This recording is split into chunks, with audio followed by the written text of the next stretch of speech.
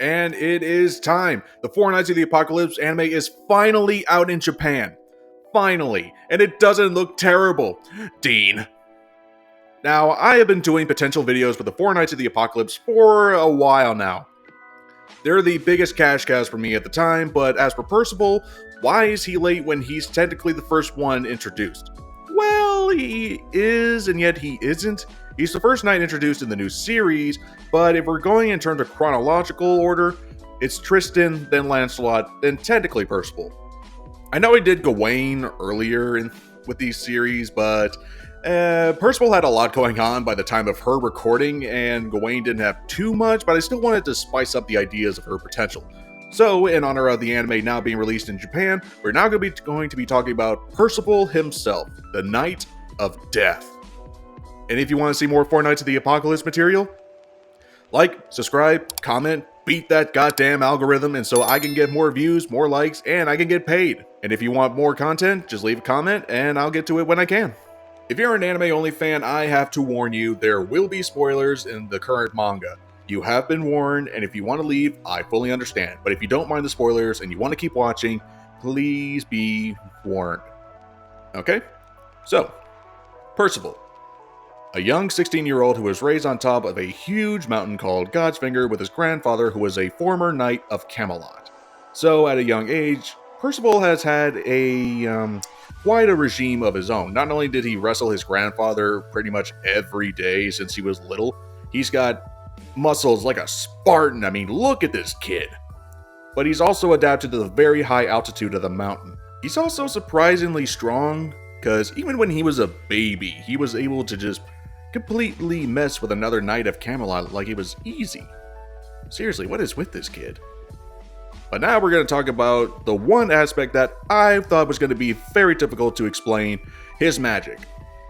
His magic is called Hope, and it is a jack of all trades for good reason. It's called hero magic. 1 in 1,000 or so can get this, but it is extremely rare. Why? Because it can do practically everything. It can heal, it can create, it can just do all sorts of things, even create golems, creating life. Percival is a Frankenstein, baby. Alive! He's alive! But that's not all. Hope has a very unique attribute. Because Hope relies on, sensibly, the power of friendship and belief, you know, that tired old hated trope, it's now being weaponized and used kind of properly in this case. You see, Percival goes around from town to town in different locations. The more people he meets, the more people who believe in him, the powerful his magic gets. For example, when going on to the first time when he met Donnie, the people believed in him so much that it awakened his true magic. And by going from each town to a bigger location, even going to Leonis and then to the Demon Realm, the progress and power of this magic has amplified and evolved like he was a Pokemon. If you're a part of the fan art community, please, quickly, make Pokemon Percival. Do it! Do it, I tell you! It's hard to say what else Percival is going to be capable of the more he travels around and gathers hope from all over Britannia.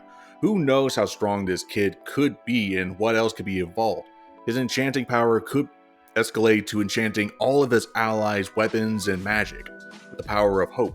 His shape-shifting abilities that his power can do could evolve so much more to he could practically become something of a golem. His healing powers could even potentially escalate to something of a god level.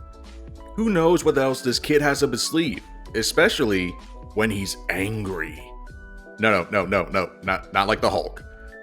When Percival got angry that one time in a certain chapter because he thought his friends were dead, Percival just kind of showed off his dark side. You see, Percival kind of went berserk, similar to Meliodas in a way, but whenever someone got touched, their limbs got drained of life energy. They became mummified in a sense. And that's terrifying coming from this cute little kid. So please, don't make him cry. Please don't. If hope magic is essentially life magic in a sense, then imagine what else this kid could do as the Knight of Death whenever his death power just comes back. We don't even know what else he could do. Maybe he can raise the dead. Maybe he can drain more like a vampire. Who knows? We have yet to see it. This covers Percival's potential in terms of magic, but what else can we do? In my previous videos, I mentioned the sacred treasures because Lancelot is looking for dubs, and these guys really need some special equipment if they're going to be going up against Camelot and King Arthur. Spoilers. If you want to see what I said about the sacred treasures for the other 4 Knights of the Apocalypse, go check out their videos. Links are in the description. But as for Percival, I think he already has a few. Well, he has a few magic items, but he's just not aware of it. Nasian said that he tried burning the clothes, but they're apparently made from powerful magic. And Percival has 3 of them. His grandfather's helmet, his cape, and also a sword called Ouroboros. It might look like a typical kitchen knife, but do not be fooled. This knife can shapeshift into a full-on blade. And yet Percival is only using the dragon handle. Come on, man, use your grandfather's sword! Stop using it as a kitchen knife! This sword was apparently given to him by King Arthur, so who knows what the sword is truly capable of besides just shapeshifting. If Arthur made it, maybe it has some sort of unique property. Maybe size changing is just one part of it. I don't know, I want to be a little optimistic about this, okay? It's his grandfather's sword, and yet he just keeps forgetting about it. Come on, Percival. Your grandfather was a holy knight. It has to be more than a kitchen knife. There's more to a gun, but I'm not going to use it to shut off all the lights. I say these items because it's going to be very hard thinking of a good sacred treasure for Percival when he can do so much, and I don't know what kind of magic item is going to draw out more power like that when he can do so much already. All he has to do is just keep going around town to town, and if he gets more people to like him, he's going to get more stronger each time. His magic evolves like a Pokemon, so any magical item is probably not going to cut it, so I hope Nakaba is able to think of a good sacred treasure idea, or use the ones that he already has. Just like the other 4 knights, I think Percival is going to have to learn to mix his other abilities, life and death. Who knows? Maybe you can create a golem that can give off life energy and protect his friends, while his fists are made of like that dark, negative death energy that would attack folks who try to come near them. Or maybe he can make like those mini chibi golems, but instead of healing them, they attack like little vampires. I don't know what the future is going to hold for this kid, especially now that the manga series and the anime have all but getting started on developing him. All I can say is Percival has a lot of hope for the future, and hopefully it will not end in death.